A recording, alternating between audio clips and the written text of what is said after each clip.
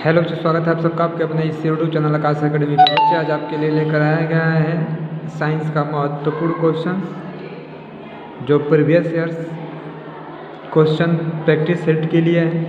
तो आप ये प्रैक्टिस कर लीजिए ताकि आपको एग्ज़ाम में कुछ लाभ मिल सके। ठीक है, चलिए क्वेश्चन नंबर फर्स्ट स्टार्ट किया जाए। क्वेश्चन नंबर फर्स्ट कह रहा है कांच का अपवर्तनांक अधिकतम होता है। तो कांच का अपवर्तनांक जो अधिकतम होता है यह होता है बैगनी रंग के लिए। ठीक है, अगला क्वेश्चन कह रहा है कि किसी पदार्थ के एल लंबाई तथा ए प्रतिरोध क्षेत्रफल के तार का प्रतिरोध 4 ओम है। इसी पदार्थ के अन्य तार की लंबाई 21 तथा परिच्छेद क्षेत्रफल a/2 हो तो उसका प्रतिरोध ज्ञात करना है। तो इसका प्रतिरोध जो होगा यह होगा 16 ओम। अगला क्वेश्चन कह रहा है कि एक में R1 और R2 प्रतिरोध में 2 तार समांतर क्रम में जोड़े जाते हैं। यदि इनमें प्रवाहित धारा क्रमशः I1 व I2 हो एवं प्रति सेकंड उत्पन्न ऊष्मा क्रमशः H1 व H2 हो तो इसमें मान निकालना है, मतलब कौन सा होगा। तो इसमें जो होगा यह होगा H1/H2 बराबर R2/R1। ठीक है ना, यह राइट आंसर होगा, इसका ध्यान रखिएगा। अगला क्वेश्चन कर रहा है कि चुंबकीय बल रेखाएं जो हैं ये एक दूसरे को कभी नहीं काटती हैं, ध्यान रखिएगा। अगला क्वेश्चन कर रहा है प्रतिरोध के श्रेणी क्रम में संयोजन में समान रहता है। तो क्या समान रहता है इसमें, तो इसका जो है धारा जो होता है यह क्या होता है, समान रहता है। अगला क्वेश्चन है उत्तल लेंस द्वारा किसी वस्तु का वास्तविक उल्टा एवं बड़ा प्रतिबिंब बनाने के लिए वस्तु को रखना चाहिए।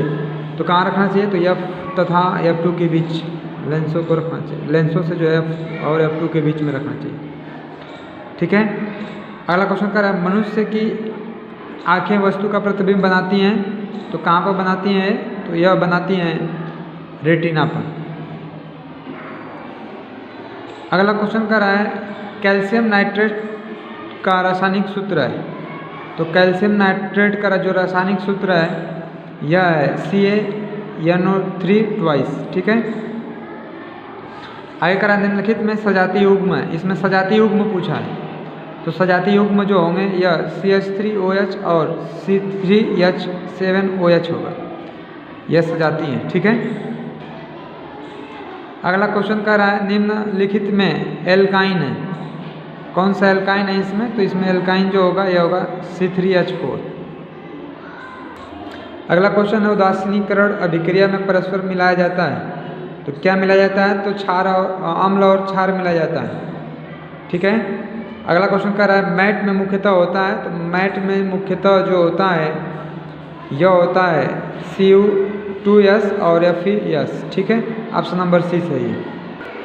अगला क्वेश्चन कह रहा है जल को जीवाणु रहित बनाने के लिए उपयोग किए जाते हैं। तो विरंजक चूर्ण का उपयोग किया जाता है, यह ध्यान रखिएगा, यानी ऑप्शन नंबर डी सही होगा। इसके बाद क्वेश्चन अगला कह रहा है मनुष्यों में पाचन की शुरुआत किस अंग से होता है, तो मुख से होता है। अगला क्वेश्चन कह रहा है एक द्विसंकर का आदर्श प्रारूप होता है। तो कितना होता है, 9 3 3 1 होता है। ठीक है, 9 संबंध 3 संबंध 3 संबंध 1 होता है। अगला कह रहा है गुणसूत्र किस पदार्थ के बने होते हैं, तो DNA और प्रोटीन के बने होते हैं गुणसूत्र। कह रहा है ATP तथा NADP2H का निर्माण होता है। तो यह कहाँ होता है निर्माण, तो यह होता है आपका क्लोरोप्लास्ट में।